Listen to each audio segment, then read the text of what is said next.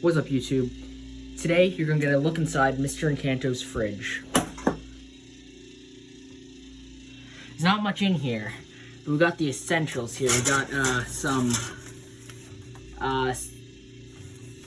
ginger ale. I think that is, yeah, that's what it says.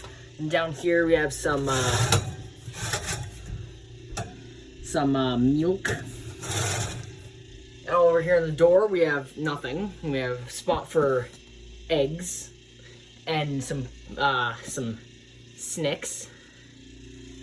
Now down here we have a jar of pickles, it looks like. I think. Let's put that back there. Over here we have some Crush. Really good stuff, this. Moving on, down here we have got the eggs that are supposed to go up there. Don't know why they're down here though.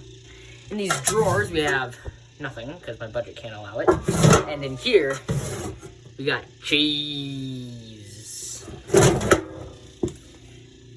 Now let's check in the freezer up here. Again, nothing in the freezer besides all this lovely snow.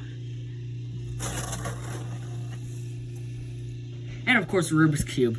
Because who doesn't have a Rubik's Cube buried in snow?